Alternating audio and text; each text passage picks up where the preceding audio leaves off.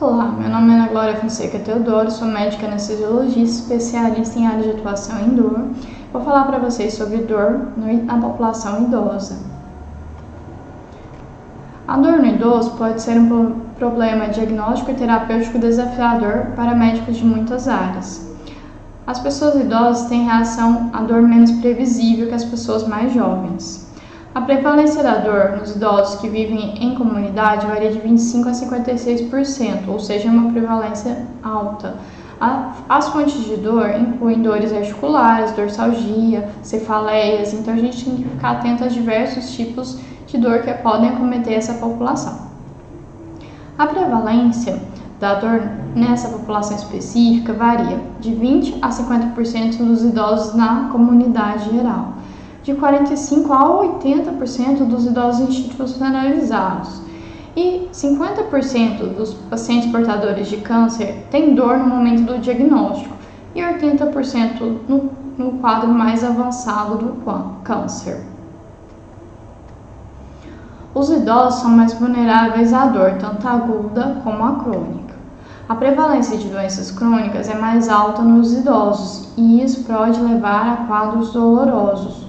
Os distúrbios musculoesqueléticos, como osteoartrite, lombalgia crônica, aumentam de maneira significativa na população idosa. A gente sabe que o envelhecimento está associado, às vezes, à prevalência mais alta de doenças crônicas e essas doenças crônicas podem ter dor associada a elas.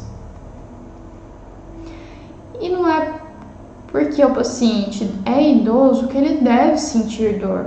A gente não deve acreditar que só a idade é uma causa da dor, que a gente deve não tratá-la já que ela é frequente nessa idade. Não, o idoso deve ter uma boa qualidade de vida e deve ser tratado de uma forma correta para amenizar as suas dores. A dor tem várias consequências e ela pode levar a um aumento de ansiedade, distúrbios do sono, depressão e pode levar até mesmo prejuízo na capacidade funcional do idoso. Pode ter um aumento do uso de serviços médicos e gerar um custo para a saúde, piorar alguns déficits cognitivos e ter um impacto muito negativo na qualidade de vida do idoso. Como eu disse, não é porque a pessoa é idosa que ela não deve ser tratada de suas dores. Quais seriam as síndromes dolorosas nos idosos? Há alguns exemplos para citar para vocês. Quando a causa é musculoesquelética, a gente tem fibromialgia, polimialgia reumática, osteoartrite, artrite reumatoide. Tem causas neurológicas como a neuralgia pós-herpética, neuralgia e neuropatia relacionadas ao diabetes, lembrando que a doença crônica é mais prevalente nos idosos como o diabetes é mais prevalente na população de idade mais avançada e isso pode gerar quadros dolorosos. Tem dores relacionadas ao câncer, como a gente viu, é uma dor secundária à doença, né?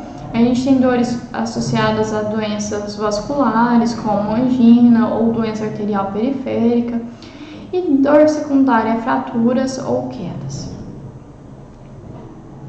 Quando a gente vai fazer a avaliação e diagnóstico da dor nessa população, a gente deve fazer uma anamnese e um exame físico bem detalhado, sempre lembrar das comorbidades e medicações em uso pelo paciente em avaliação, e sempre coletar informações pelos familiares e cuidadores quando o paciente não consegue relatar por si os sintomas e como ele se sente. Então a gente tem que considerar as informações colhidas por meio dos familiares.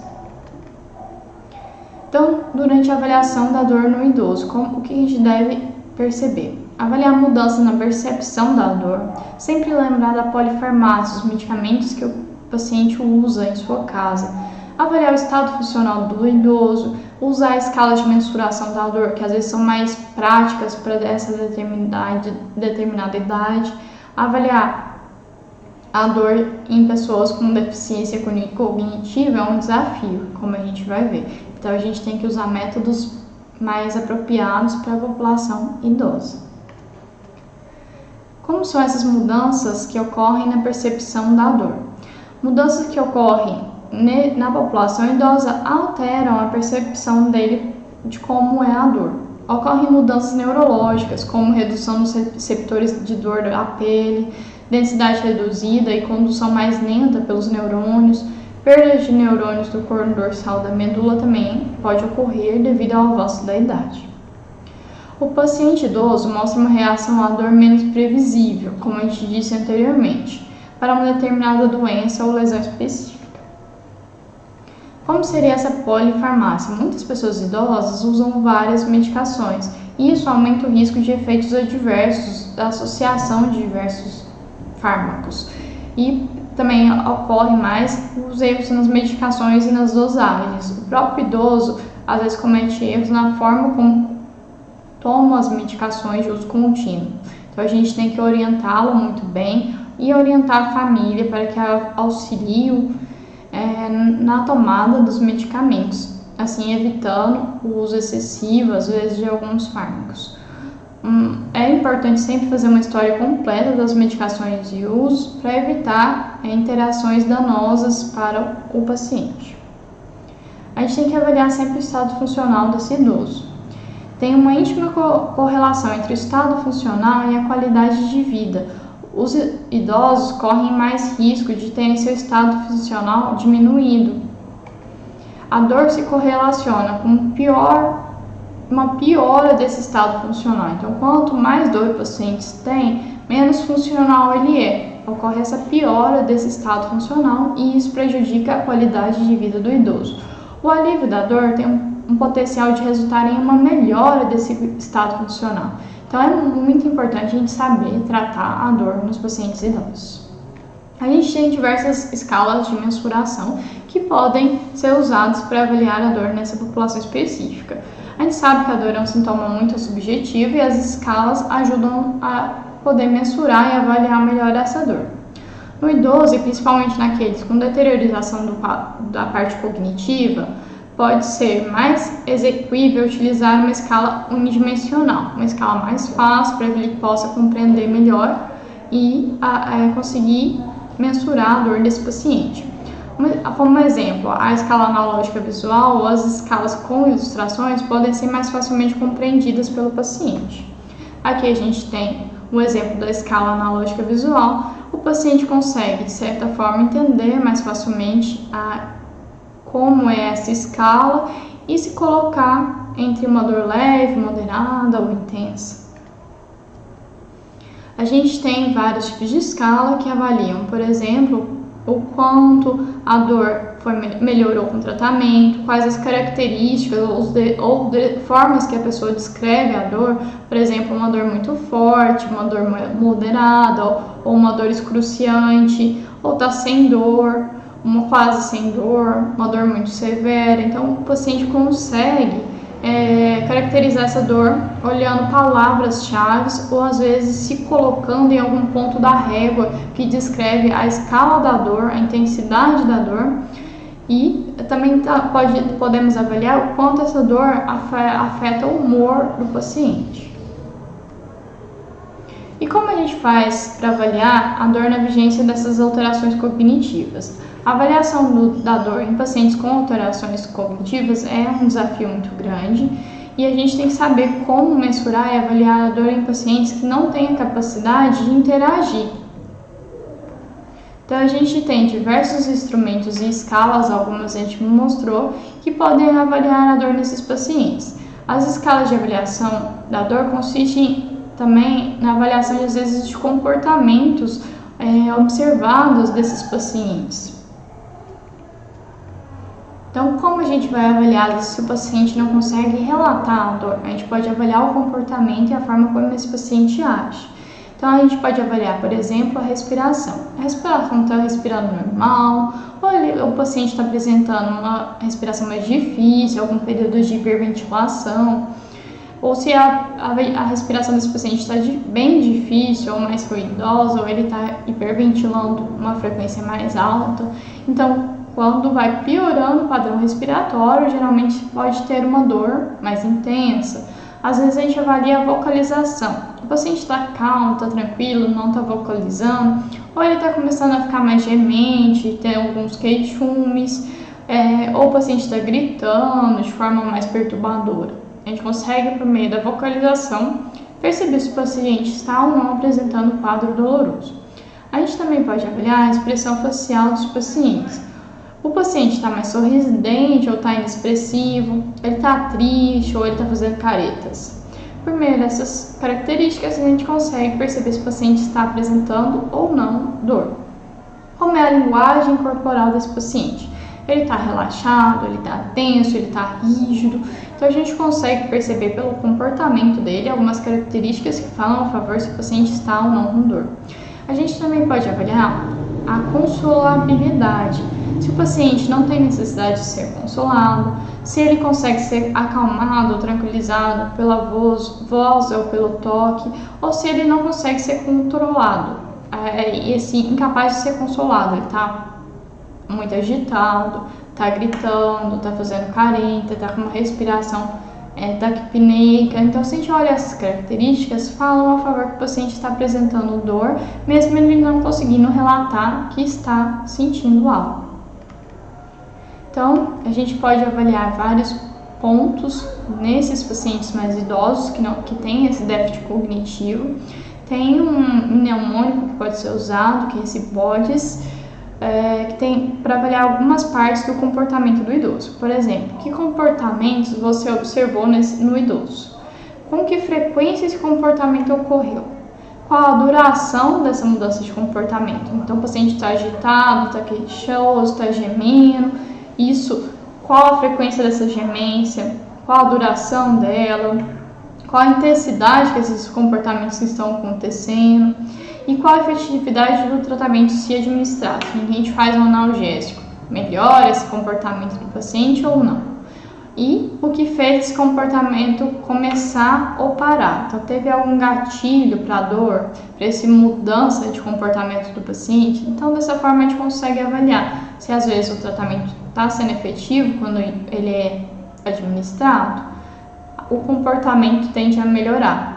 Tá? Então a gente consegue ver também, começar a perceber o que causou a dor naquele idoso. Ele sentiu dor quando foi movimentar, e aí ele ficou mais gemente, mudou de comportamento. Então a gente tem que ter mais cautela quando for movimentar aquele idoso. Como a gente vai fazer o tratamento da dor nesses pacientes? O tratamento do analgésico nos idosos mantém um paralelismo com os princípios adotados em outros pacientes de outras faixas etárias. Então, a gente tem medicamentos para dor mais leve, como analgésicos e anti-inflamatórios, sempre tendo cautela com o uso de anti-inflamatórios nessa faixa etária. Quando a dor é um pouco mais intensa, a gente associa opioides mais fracos. Se a dor é muito intensa, a gente associa opioides fortes. Se a dor não está melhorando, a gente deve pensar no tratamento intervencionista da dor, sempre lembrar de drogas adjuvantes, que ajudam às vezes no tratamento de dor neuropática, que pode acontecer nessa população, como, por exemplo, a neuralgia pós-herpética. Então a gente tem que pensar qual a causa da dor, como tratar de uma forma até semelhante aos pacientes mais jovens, tendo cautela com a polifarmácia e também com algumas medicações que têm efeitos colaterais mais prevalentes nessa idade. Então a gente tem que avaliar sempre a relação de risco-benefício de determinadas medicações. Por exemplo, os antidepressivos tricíclicos exercem mais efeitos anticolinérgicos nos idosos. Então, às vezes, a gente utilizaria como adjuvante outro tipo de antidepressivo. Os corticoides podem causar alterações na glicemia e modificações de humor nos idosos, então ele deve ser usado com uma certa cautela. Os anti-inflamatórios, como o ibuprofeno, podem aumentar a incidência de complicações hemorrágicas no idoso e ainda tem a relação de toxicidade renal por anti-inflamatório. Então, na população idosa, o uso do anti-inflamatório deve ser muito cauteloso. Algumas vezes o tratamento instituído pode ser inadequado. Em algumas pessoas, alguns médicos têm medo dos efeitos adversos, por exemplo, dos opioides, e evitam o uso de opioide na faixa etária idosa. A gente usando os opioides de uma forma mais cautelosa, ele pode ser usado mesmo no paciente idoso.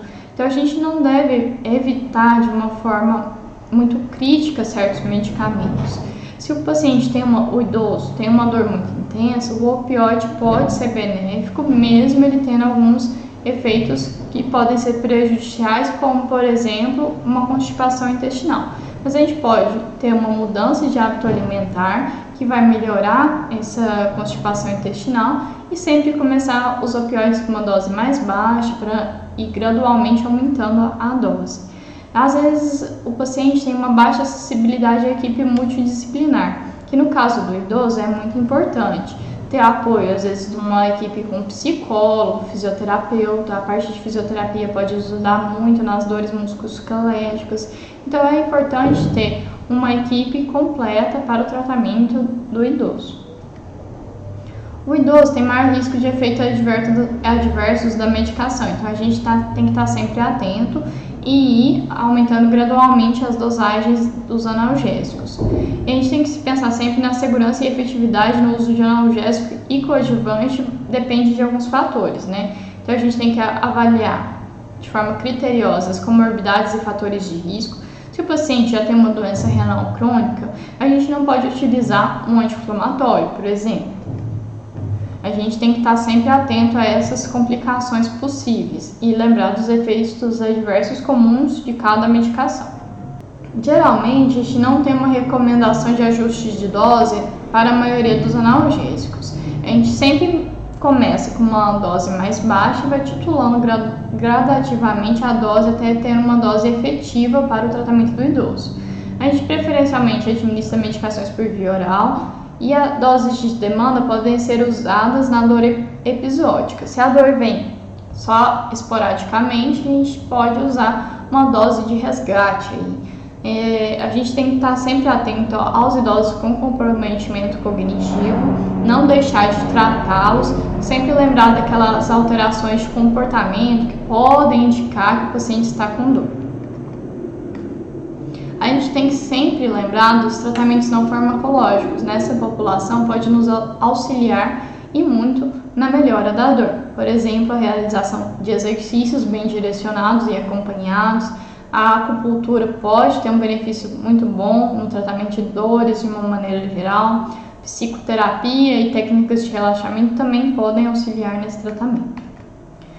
Então, a abordagem tem que incluir diversos aspectos, né? A gente tem que fazer uma parte de educação sobre dor, saber os fatores que desencadeiam a dor e conversar com os pacientes e cuidadores para que aqueles fatores sejam evitados.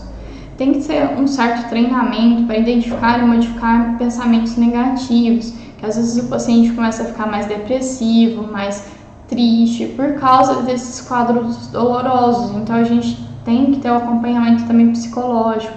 É importante também ter um estabelecimento de metas.